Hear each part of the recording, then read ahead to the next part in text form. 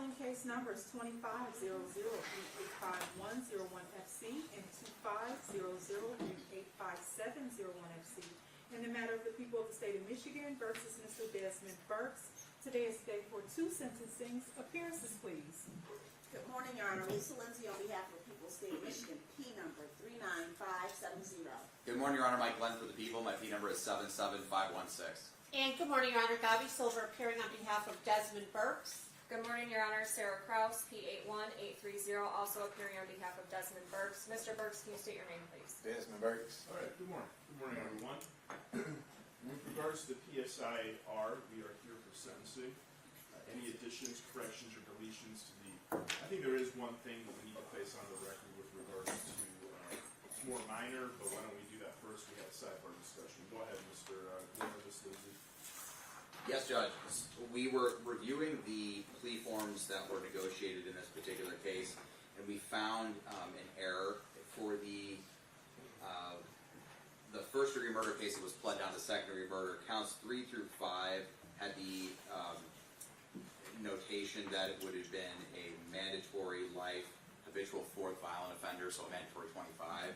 And that should count for the murder count, but it was our understanding and belief that counts 3 through 5, it was just the habitual, which doesn't carry the statutory mandatory 25-year minimum sentence. So we'd like to make that correction for the record, and I think we have an agreement with the defense. Do you agree? Yes, Judge, that is correct. That is what was anticipated at the time of the plea. So we would join in that correction, request for a correction. Okay, thank you. Anything with regards to the body of the report, and obviously that specific issue that was beneficial to the defense. Anything on behalf of the prosecution with regards to the specific body of the report? Yes, Your Honor. There were statements made in the report, specifically the statement made from the defendant, Mr. Burks, where he indicated that he did not have a relationship with the victim in this case. I would specifically like to correct that by referencing a statement he made to the Detroit Police Department, Sergeant Javaris Reed, back in April upon his arrest, where he did, in fact, admit to having a relationship with the victim. We will go to, I'm referencing the first statement, roughly at 26 minutes into the statement. He indicated that he had a relationship with him, that they would have sex. One second. Everyone take a deep breath. We're not gonna have a situation where anybody's interrupting anyone. Okay? Everybody is gonna have a chance. Mr. Burks, everybody's gonna have a chance to speak. Ms. Silver, I'm just gonna indicate everybody's gonna have a chance to speak. Understood, Judge. And I am going to indicate that there's gonna be no interruptions. The court has wide discretion as to how to handle a sentencing. Understood, Judge. I guess the issue that we have on this side is I just don't know what the reasoning for placing this on the record is. This was a guilty plea. He took responsibility for what he did, and I don't know what any of this has to do with the sentencing of Mr. Burks. Okay, I understand. But Thank you. No interruptions in any way from anyone. And Ms. Lindsay, if you can just give a brief indication of why you're asking to do that, and obviously if there's a dispute as to this or anything of that sort, the defense will have every opportunity to respond. Okay? Yes, Judge. Thank you. Your Honor, specifically in the investigator's report,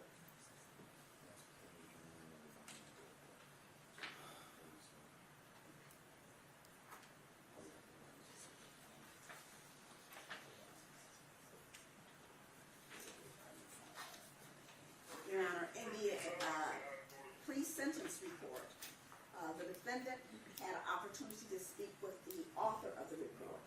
And in the report, the defendant indicates that he did not have a relationship with the victim in this case. That is inaccurate information. The pre-sentence report goes to the Michigan Department of Corrections, and it's supposed to contain accurate information.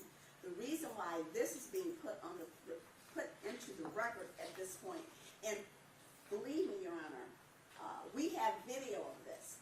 But in lieu of taking up a lot of time and in lieu of raising the temperature in the room, we have opted to put this information in the record in the least non-inflammatory method as possible.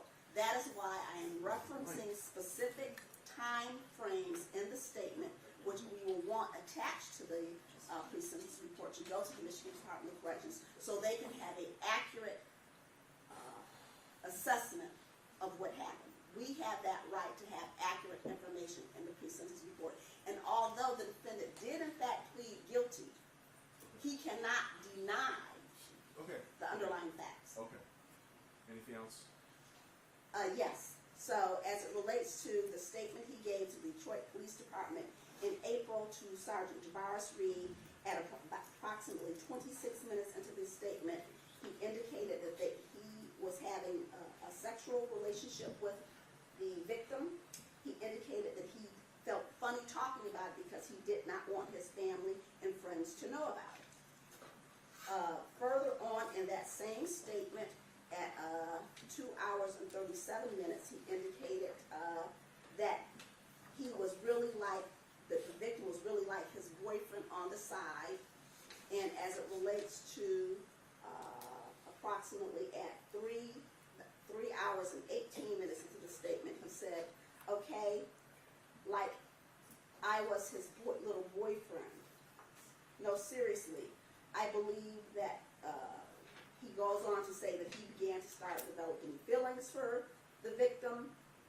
He felt uncomfortable that he had started developing feelings for the victim. He asked the victim, could he move in with him? And the victim basically told him no. That's in the statement he gave, and that Mr. Glenn will follow that up with text messages. So that is the first correction that we want to make in the pre-sentence report, that he did in fact had a relationship with the victim. From his own words, he indicated that he was his boyfriend, and at one point he referenced being a boy toy. Okay. The other correction I'd like to make in the pre-sentence report relates to gang affiliation. And the reason why this is important is the Michigan Department of Corrections needs to know, for purposes of housing somebody, if there are any type of gang affiliations. During the course of the investigation, several witnesses testified that Mr. Burks indicated to him that he was a member of the Crips. This was followed up and verified by images in the defendant's phone extraction, the second phone that was taken to him after he was arrested on the manslaughter case. There are 2 photographs of him, along with several other people, dressed in blue, throwing up the Crip gang signs, and that photograph was sent to Gang Intel, and they did verify that they were in fact Crip gang signs. And also they use an emoji, which is to telegraph to people that they're Crips, to fly under the radar, which is the emoji of a handicapped person, the handicapped person in the chair, which is in blue and white. Blue is the color of the Crips. So therefore there is credible evidence, both from witness testimony and from the defendant's own phone, that he is affiliated with the Crips. And those are the 2 main corrections I want to make in the pre-sentence report, as far as information is concerned. Ms. Silver, you object to that, correct? Yeah, I do object to it, and we Okay. continue to And deny. I'm going to let you make a record as well, but I'm going to, obviously, this will only be noted as this is what the prosecution's statements are, and that will be- Absolutely, Judge, thank And you. you understand that I'm going to admit it without understanding, correct? Yes, but I still do want to place an objection on the record and our Okay. position. So Mr. Burks continues to deny any gang affiliation. That's number 1. Number 2, just because you are wearing blue and you throw up a gang sign, there's been no credible evidence to prove that Mr. Burks is a gang member. And number 3, it's got absolutely no relevance to this case. This isn't a gang-type case. So I really don't, once again, understand the purpose of smearing the record with that. As it relates to the information that Mr. Burks is alleged to have given to the police regarding a relationship, I guess we all have different definitions of what a relationship is, and I think that's the issue that Mr. Burks takes with that. So for those reasons, Judge, we object. And again, it's got no relevance to a sentencing where there is a sentence agreement and Mr. Burks has accepted responsibility through a guilty plea for his actions.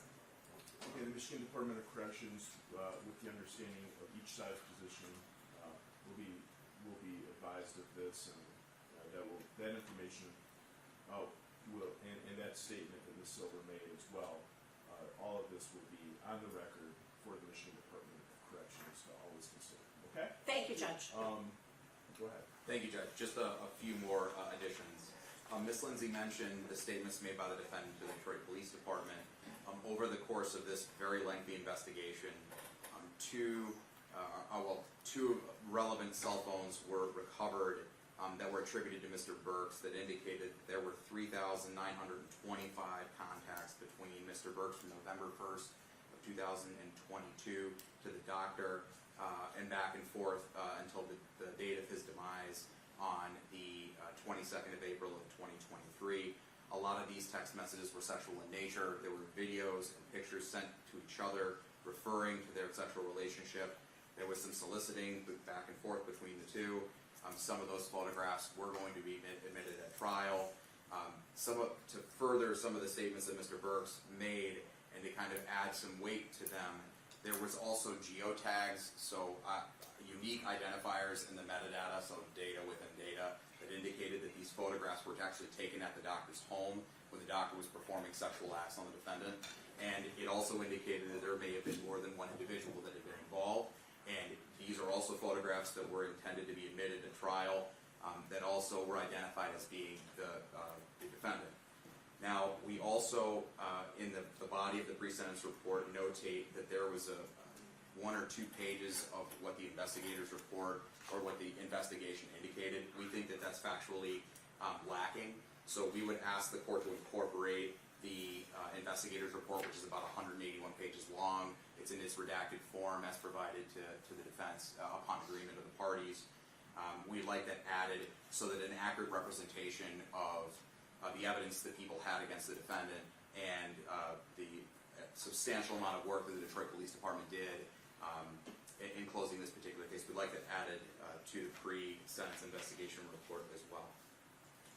Anything, Ms. Silver? No, Judge, I mean, I suppose it's within the right to send their version of events to the Michigan Department of Corrections. As long as it's labeled as such, I don't have any objection to Okay, that. thank you. And then is standard procedure? Yes. All right. Thank you. Any other corrections to the body of your report on behalf of the prosecution? None, Your Honor. None, Judge. Any corrections to the body of the report from the defense? No, Your Honor. Okay, with regards to the guidelines, in this case, both parties agree that the guidelines are scored correctly? Yes.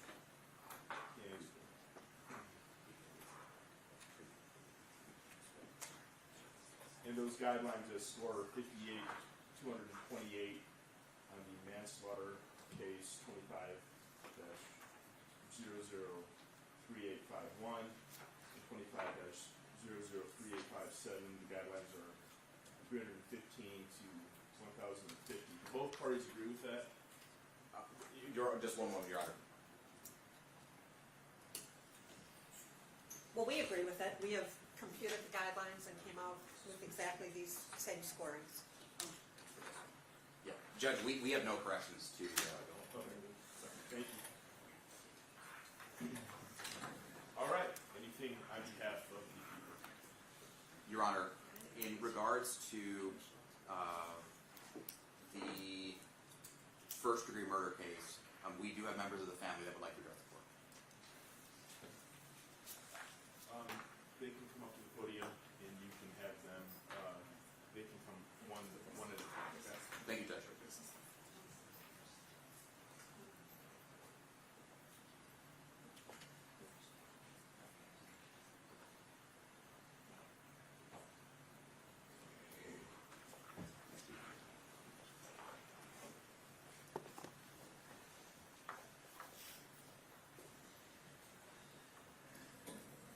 The podium, Judge. Yes.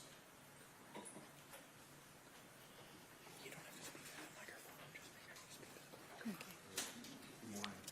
Good morning. Thank you for being here. Can you state your name for the record, please? Lila Graber. Okay. And if you could just indicate your relationship with the victim in this case, Mr. Hoover. I'm his sister. Thank you for being here today. This is your opportunity to make a statement to the Okay. court. Go ahead. I want to thank the court for this opportunity to briefly describe some of the impact Mr. Burks' actions have had on me and my family. The year of 2023 was going to be difficult for our family. We knew that. We just didn't know how difficult. In January, doctors said there was nothing more to be done for my mom's cancer. We expected that it would be only a few months before she passed away. As April approached, we felt that the end of her life would likely be within a few weeks. In early April, I had one of my last phone conversations with Devon, my only brother. His schedule of visiting our mom had not meshed with mine, and he wanted to know if I'd be there for Easter. I considered it, but due to responsibilities at home, I thought I couldn't. And though no one is promised tomorrow, I reasoned that we would be together later in the month, around Mom's bedside, and then again at her funeral. I was expecting that through that time of sorrow, Devon would be there along with each of my 5 sisters. It would be such a comfort to be together while we said our earthly goodbyes. That was not to be. Before we got to that day, the shock and horror of Devon's death turned everything upside down. 4 days after the awful realization of his murder, our mother passed away. Devon was gone. The family was miles apart. Some of us were in Detroit navigating the difficulty of planning a funeral without the advantages of hometown connections, while the rest were going through the motions of tasks needing to be done in Indiana. All of us were distracted by our grief over the loss of Devon and the many questions swirling around in our minds.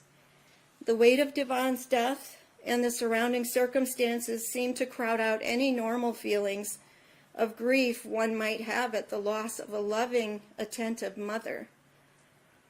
That brought some feelings of guilt, and still does to this day. It was as if I could not do what I wanted to do for her and what I felt she deserved. Tears, sleepless nights, confusion, and questions were the new reality in the early days after Devon's death. Difficulty concentrating on certain things was a problem for a long time. I could not concentrate well enough to really enjoy reading any book except the Bible until just recently. It's not hard to put those kind of things into words, but how does one adequately describe the ongoing loss of Devon, his life, his person, everything he brought to us and to the family? I've decided not to go into detail, but the relationship we had was snuffed out in an instant at the hands of Mr. Burks. Besides that, dreams for our future were gone. I had thought about what life might look like as we grew older. I hoped for a time when work would slow down, family responsibilities would be less, and we might have more time to spend together. That will never happen. Devon's death has affected every member of our large family, each one in slightly different ways. One of the heaviest burdens is knowing the devastating blow it was to our 85-year-old father to lose his only son in such a violent, senseless way. None of us can really know the suffering that he endured. I do want to say that in spite of a measure of sorrow and disappointment that I will carry with me for the rest of my life, I'm okay. I'm surviving, even thriving. I believe I can say this for the rest of the family as well. This is possible because of the love of our Lord Jesus Christ, who is with us every step of this difficult journey. I read something from the Bible the other day that perfectly describes it for me. Psalm 31, verses 7 and 8.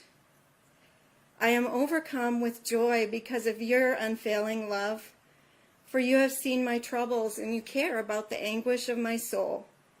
You have not handed me over to my enemy, but have set me in a safe place. This is the reality that nothing can take away. And now I have a few words for Mr. Burks. Your actions have grieved not only our family, but many others as well. In these last few months in particular, my heart has gone out to your mother. I'm a mother. I have sons. If I'm correct, you'll be 36 years old this year. I have a 36-year-old son. I know what it's like to hold a newborn son in your arms and envision all the possibilities for a life well lived. Mr. Burks, I believe I can safely say that you have shattered your mother's heart. The life you could have had is gone. You will spend most, if not all, of the rest of your life behind bars. This, I believe, is a fitting consequence for the crime you have committed against not only Devon, but against me, our family, the Saleh family, and the many friends affected. By the grace of God, we have no hatred or animosity toward you. I asked my dad, Devon's dad, if he had anything to say. His words were, in prison he will have time to think. My prayer is that he will repent. We can forgive. That is my prayer too, Mr. Burks, that you will find true freedom, freedom from something far worse than prison walls, freedom from the evil that has you firmly in its grip, freedom of the heart and soul, freedom to love instead of hate. This freedom is the gift of God, available to all without discrimination, described within the pages of the Bible. If the Son, meaning Jesus Christ, sets you free, you will be free indeed. John 8:36. That's all. Thank you very much. Thank you very much.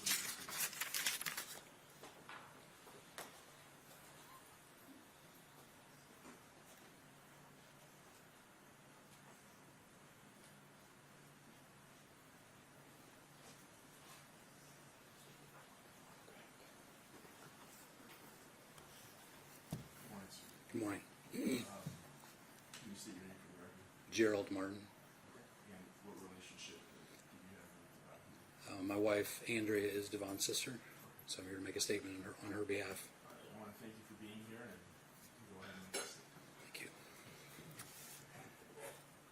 you. So my name is Gerald Martin. I will be reading a statement for my wife, Andrea Martin, and sister, Devon Hoover. Today I want to take a little time to talk about my brother, Devon, and how much I miss him. Devon was a great family member, someone I was always glad to see. Our family wasn't extremely affectionate, but Devon would walk up and give me a hug. He was engaging and fun to talk to. He didn't talk about himself a lot, but he was interested in all of us and would ask questions about our lives. He had a good sense of humor, and conversations were punctuated by laughter, as he would tell funny stories from his life or from the latest book he was reading. He was brilliant, and we were proud of him and his accomplishments. He would join enthusiastically in any activity our family was doing, whether it was eating a slice of homemade pie, playing Monopoly, or frisbee football, building sandcastles on the beach, or singing hymns. Devon was a hard worker and would jump in to help with whatever needed to be done. During hard times, he called to see how he could help or offer his expertise as a doctor. He really cared, and he was so kind. He was an amazing friend to many.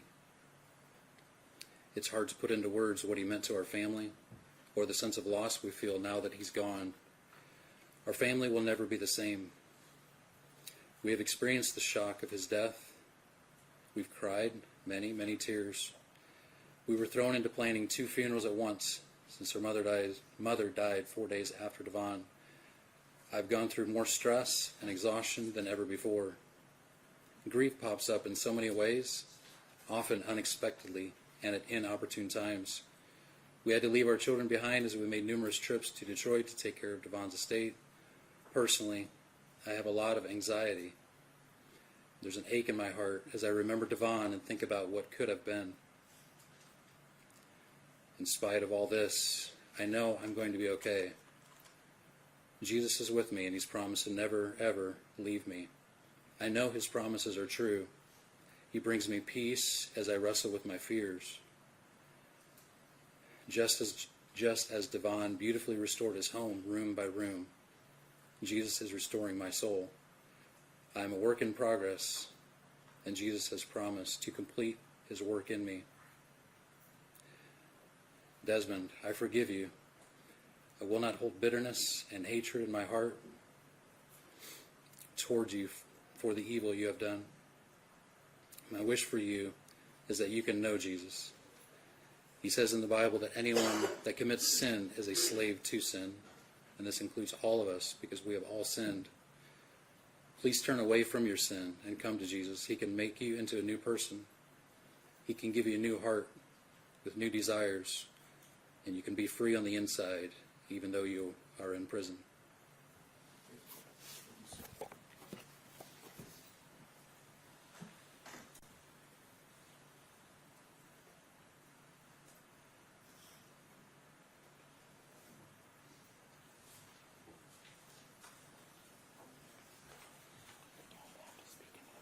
Good morning. Hi. Can you state your name for the record, please? Beth Leckleitner. And what relationship do you have to Devon was my brother. April 23, 2023 is a day forever seared in my mind. It was a Sunday, and it was an unusual day in that I did not attend church, but instead went to be with my mother, who was dying from cancer. My sisters and I were together, caring for our mom, and were prepared for our brother Devon to join us for lunch, as he had on many Sundays for the past several months. As the morning progressed, we occasionally mentioned that we were surprised Devon wasn't home yet. We had all called or messaged him, and he hadn't answered us. As unusual as that was, we knew he was very busy, and we thought of different scenarios that might be preventing him from answering us. We knew he would let us know as soon as possible as to why he was late. As the day wore on, we decided to go ahead and eat lunch without him. I was distracted about caring for my mom, but an unsettled knot began forming in the pit of my stomach. I kept pushing away the worrisome thoughts, unable to even begin thinking of anything else except at any moment Devon's car was going to pull in the driveway and he would explain all that had kept him for so long. And we would all laugh about how worried we had been. By mid-afternoon, we were all extremely concerned. We tried calling the hospital. They told us he was probably on call. We left him more messages through his answering service for the hospital. And finally, we knew we must call the police. They said they would conduct a welfare check. And it wasn't long until they called us back with the information that they found his car and there was blood in it. This was the beginning of the utter devastation of my heart and soul. We began praying and calling our churches and friends and family to pray for our brother. We still had hope that he was alive. It was very late. I went home with my husband. We couldn't sleep. We sat on the couch in silence, just praying for a miracle. And then the call came. He was gone, murdered. My only brother, my childhood companion, the one I had played with every day, biking, riding horses, wading in the creek, making forts. We worked together, feeding calves and cows and milking and baling hay. We had pet raccoons together. We went to school together and to church together. Hearing that he was murdered felt like a bomb went off in my heart, the pieces scattered everywhere. The next several days and even weeks are a blur of painful survival. I did what needed to be done, going through the motions of living, but feeling so broken inside. My mom had died the Thursday following Devon's death. I felt unable to grieve for her. Every thought, every emotion of grief was already spent on my brother. Visitation, funeral, burial for Devon, and then visitation, funeral, burial for my mom. So many tears. There was comfort and love from many, many people, which helped tremendously. The whole community shared our sorrow and surrounded our family with love, care, support, and prayers. Throughout the weeks that followed, I struggled to know where to begin putting my life back together. How do I get through the day? The physical pain was real and deep. As more and more came out about the murder, the pain increased, things that my whole body, soul, and spirit longed to reject. My faith was challenged in ways it had never been challenged before. I had so many questions, and there were no answers. All this wrapped up with the hourly grief and pain for Devon. Now it has been nearly 3 years, and God has been faithful to me. He's still here holding my questions. He has given comfort, He has revealed truth, and He has given grace that brought me to a place of acceptance and forgiveness. While I abhor the evil of taking another person's life, I forgive Desmond Burks, and I pray for him to find forgiveness and help from a real and loving God who will never cast away anyone who comes to Him. Today and for the rest of my life, I carry the grief of all that transpired around my brother's murder. I always imagined connecting with him more, spending more time in our senior years once my children were raised. At home, I sit beside remnants of his life. There's a little table here and an antique bowl there. His white lab coat hangs in my closet next to my dresses. While these are cherished, they are also empty and lonely reminders of his past. I miss his grand house, his many hand-picked antiques, how he styled them and displayed them. I miss his knowledge of the medical field and all the help he gave me over the years. I miss his smile, the light in his eyes, his practical, no-nonsense advice. I miss his determined and confident stride. I miss his entertaining stories and sense of humor. I miss his love and kindness, but most of all, I just miss him, who he was as a real human being, so unique and so irreplaceable. This is the lasting impact that I will always miss him, and I will always carry the sorrow of losing him for the rest of my life.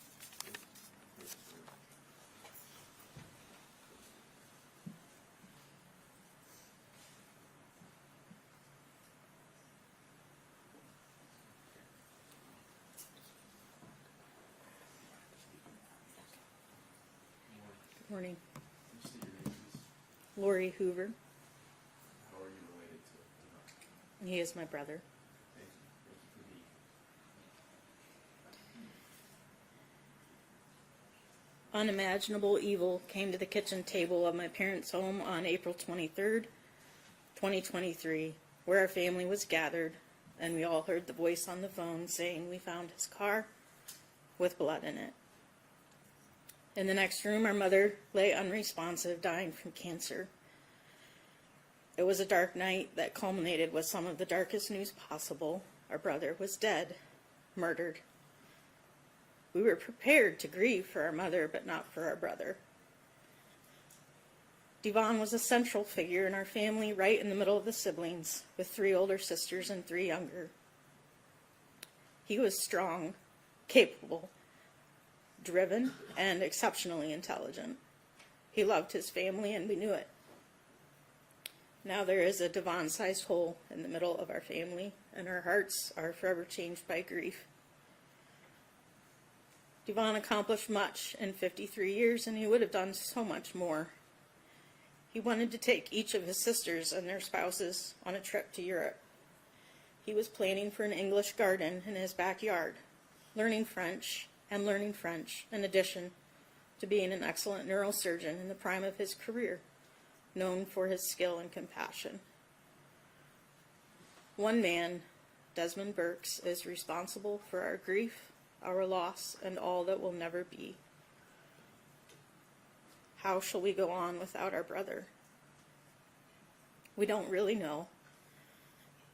But we do know a God who said, "Come to me, all you who are weary and heavy laden, and I will give you rest."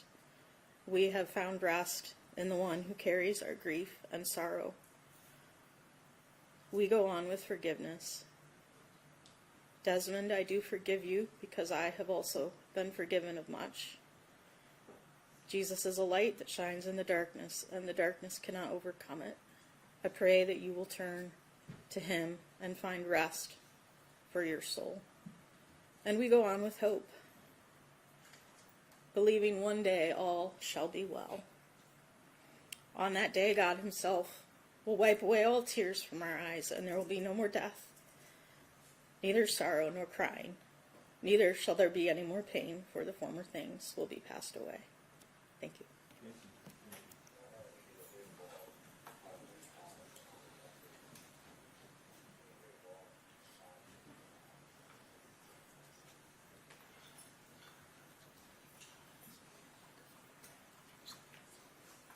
Good morning. Good morning. Can you say your name, please? My name is Linda Hirschberger. Okay. And what relationship do you have with Devon? Devon is my brother. Okay, thank you for being here. Go ahead. Thank you. My sister said a lot of what I was going to say, so if it's appropriate, if I could talk to Mr. Burks. You can direct your comments to me, but obviously you can say what you want, okay? Okay. So I just wanted to say, Mr. Burks, that like my sister said, in April of 23, it was like this bomb went off in our lives, and it was just this, like they said, a giant Devon-sized hole that will never be filled. And in the 3 years following, we have these ripple-out effects. And like my sister stated, there's so many things that are we just miss, and it's the biggest loss is Devon. But I think that like some of the ripples that are the hardest are the fact that it happened right in the most painful time of our lives. And I don't know if you know that, but like that's been the thing that's been hardest for me to forgive you for, is that when we could have used Devon the most, he was the strength of our family, and he was the one who would have known how to help our mom get from living to passing and how to take care of her pain. And we needed him so desperately in that moment, and he wasn't there. And he and my mom were the strength in our family, and to lose both of them in 1 week was just astronomical. And I just that piece there has been the hardest for me to really let go of. And I just wanted to say to you, Mr. Burks, that when I sat in the courtroom earlier and I saw your mother's tears, something shifted in my heart. And I just know we're in the middle of a very broken story. And I acknowledge that I have no idea what happened in your life prior to this point. And so all the giant things that I'm losing of my brother, all the ways that I miss him, all the desires that I wish, my sister stated everything I was going to say about what we were hoping for. All that loss, I think just if you could, speak to us in the Saleh family, some sort of acknowledgement that you understand our losses. Like, I think one of the hardest things is that you act like their lives didn't matter, that somehow they were expendable. And so I stand in this place where there's a loss of Devon and there's a loss of Mr. Saleh, and you're acting like it was nothing. And I think that for both of our families, if you could just acknowledge the great loss, that would be so helpful to us. And I think too that my heart really grieves for you, because I see your life as a loss too. I wouldn't want for you the rest of your life in prison. I'm sure that you have giftings that were never experienced because of what life handed you.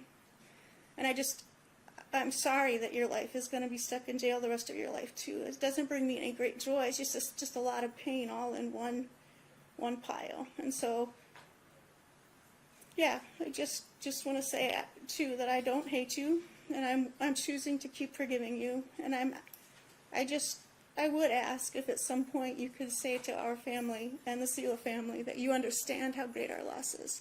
That would be really meaningful to us. Thank you.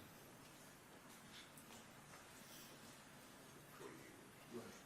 Can we do the victims impact statements for the manslaughter case as well, Your Honor, or do you want us to break those up? No, you can do those right Thank you. now, and how many do you Just, I believe it's just one. Okay.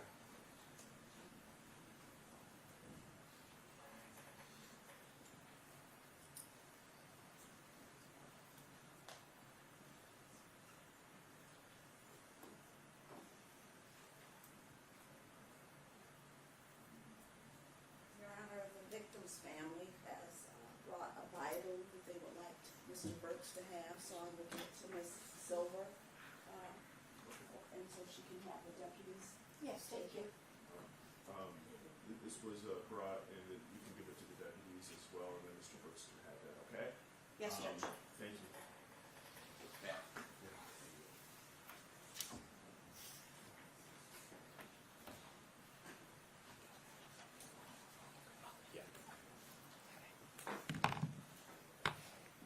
Good morning. Good morning.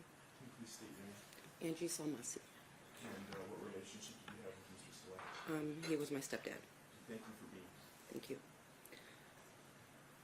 Reda Saleh was my stepfather, but to me and to so many others, he was much more than that. He was family, he was safety, he was kindness, and he was love in human form. On the night of April 17th, 2023, Reda called my mom, his wife, to tell her he was on his way home from work. That call was normal. It was routine. It was the kind of call that represents stability and love, the kind that says, I'm coming home. But he never made it home. As the hours passed, fear started to set in, because that was not like him. Reda was dependable. Reda was responsible. Reda was the kind of man who showed up, always. My mom called all of us in a panic because deep down she knew something was wrong. Hearing that fear in her voice is something I will never forget. We called the hospital after hospital, hoping someone had seen him, hoping someone could tell us that he was okay. Eventually we found out that he was at Sinai Grace Hospital. No one called us, no one notified us, even though he had his ID on him. While we were desperately searching for him, he was laying there alone, fighting for his life. When we got there and learned that he was on his deathbed from a brain bleed caused by an assault during a road rage incident, our world stopped. The shock, the disbelief, the heartbreak. There are no words strong enough to describe that moment. Reda was one of the gentlest, most genuine men you could ever meet. He would never hurt anyone. He was 68 years old and still worked every single day, not because he had to, but because providing for his family was who he was. That was his purpose. That was his pride. He was a father to 6 children, a grandfather to over 12, and a stepfather to 3. But more than titles, he was present. He loved deeply. He showed up. He listened. He helped. He protected. He was a loving husband to my mother, her partner, her strength, her comfort, and now that is gone. Reda was a God-fearing man who never missed a prayer in his life. His faith was not just something he said, it was something he lived. He treated people with patience, with respect, and with kindness. He believed in doing good, and even when the world wasn't good back. And on top of all of that, he was a caregiver for my mother, who is bedbound and on dialysis. And unfortunately, she's too sick to be here today. He took care of her every single day. He made sure she was safe, comfortable, and loved. He carried that responsibility with pride and love, never complaint, never hesitation. Because of Desmond's actions, our lives are shattered over something as small as meaningless as a fender bender. He took away a man who meant everything to us. He didn't just take one life, he damaged an entire family. He took away a husband, a father, a grandfather, a caregiver, a spiritual leader in our family, a man who held us together. There is an emptiness in our lives now that can never be filled. Holidays will never feel the same. Family gatherings will always have a missing chair. My mother lost the person who cared for her and loved her unconditionally. Our family lost our protector and our foundation. Reda deserved to come home that night. He deserved to grow old with his wife. He deserved to watch his grandchildren grow up. He deserved peace. He deserved safety. He deserved life. Instead, we are left with grief that will never fully go away. We will carry this loss for the rest of our lives, and we will carry his memory, kindness, and his love with us forever. Thank you. Thank you. Thank you for your statement. Anything else from the prosecution? Nothing, Your Honor. Nothing? Okay, thank you. On behalf of Mr. Burks, Mr.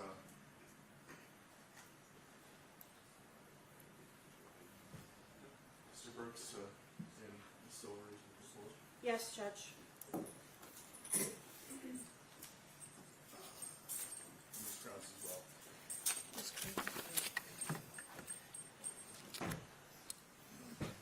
Anything on behalf of your client, Ms. Silver or Ms. Krause? Judge, I, on behalf of my client and Ms. Krause, sincerely apologize to both families for the loss they have suffered.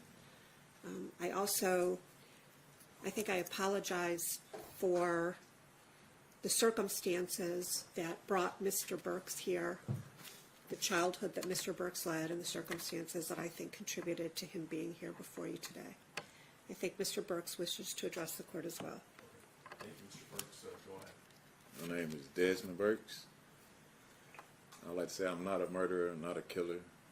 I'm a regular person like everybody in this room.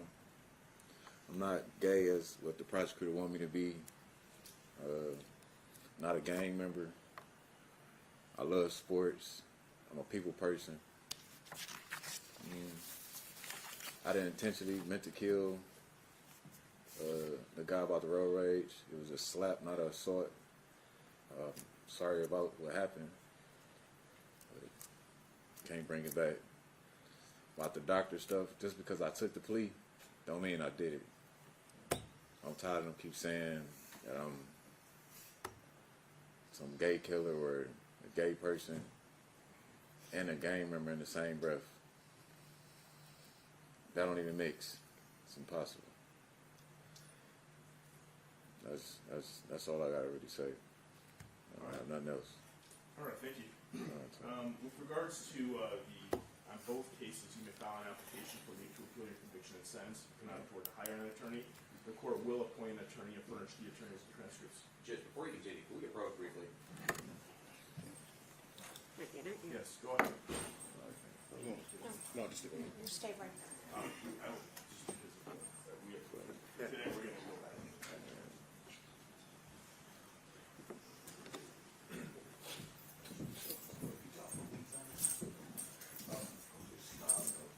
Why don't we, you know what, Jackson, can you approach?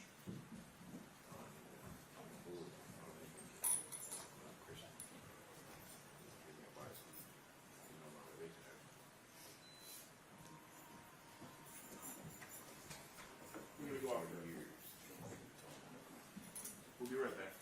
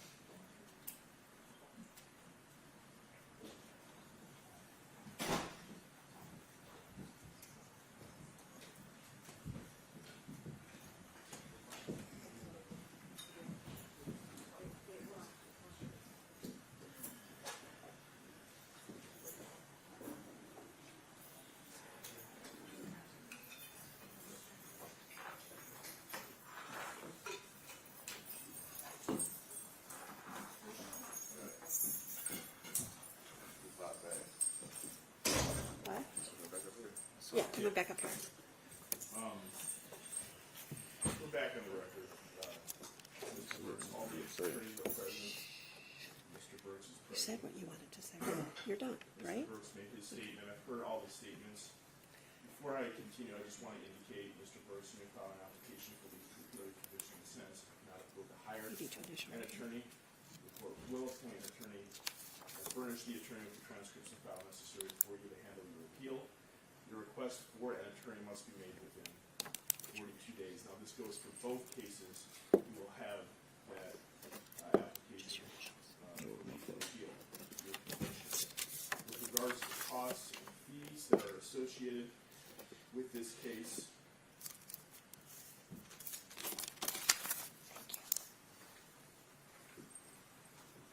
$130 upon victim's assessment on both cases. There will be $1,300 in court costs on both cases, $400 in attorney fees on both cases. There must be a $60 DNA fee. That will be on case 25-003851. $68 in state costs on both cases.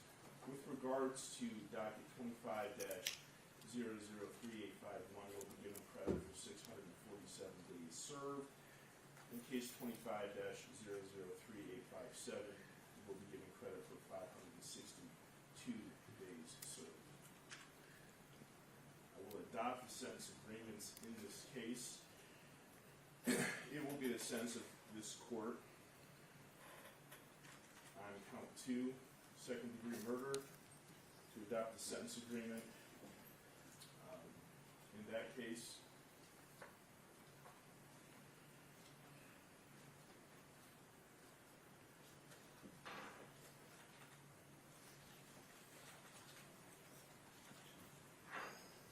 it will be 35 to 60 years in the Michigan Department of Corrections. On counts 3, 4, and 5 per the agreement, it will be 6 to 10 years in the Michigan Department of Corrections. With regards to 6 through 8, felony firearm second offense, it will be the sense of this court to sentence you to 5 years in the Michigan Department of Corrections. The second-degree murder count and counts 3, 4, and 5 will be concurrent with one another, and both will be consecutive with felony firearm. On case 25-003857, it will be the sentence of this court. I'm sorry, that this will be 25-003851. It will be the sentence of this court to sentence Mr. Burks to 10 to 15 years in the Michigan Department of Corrections, concurrent with one another, with the other case of 25-003857. And is there any restitution? I can leave that to be determined. Yes, Your Honor, we'd ask that it be determined. Okay. It will be left to be determined.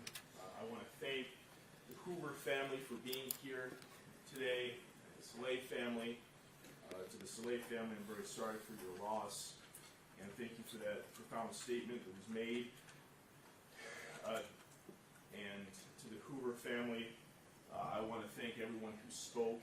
My heart goes out, and my condolences goes out to everybody involved, all the victims, and oftentimes in these cases, the one thing I don't want is for the victims, Mr. Saleh and Devon Hoover, ever to be forgotten. And based on those statements that were made today, those were some of the most profound, forgiving statements that this court has ever heard. And that is a far cry from the dichotomy that we've seen on the other side, quite frankly, of the smirks and the rolling of the eyes and making this a circus. All I have to say is, quite frankly, you are a murderer, sir. You are a killer. You pled under oath to that, and that's your sentence. Thank you, everyone. Thank you, everyone.